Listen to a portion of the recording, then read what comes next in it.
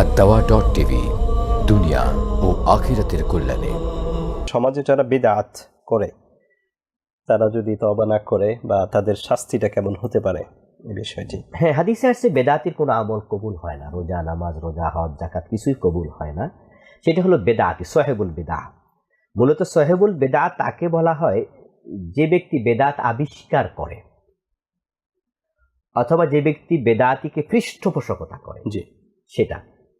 যেমন আজকে যে বেদাতগুলো সমাজে আছে এগুলো কেউ না কেউ নিশ্চয় আবিষ্কার করেছে, কেউ না কেউ এগুলো বানিয়েছে। জি, যে বানিয়েছে সে হচ্ছে আহলুল বেদা, তার নামাজ রোজা কিছু কবুল হবে না। আর কিছু লোক আছে তারা ওই বেদাতগুলো ফলো করছে। জি, এটা যে বেদাত তারা হয়তো অনেকে জানেও না, জি, বুঝেও না, কিন্তু বেদাত সে বানাচ্ছে না, আবিষ্কর্তা না। তো ওর মতো শাস্তি তার হবে না।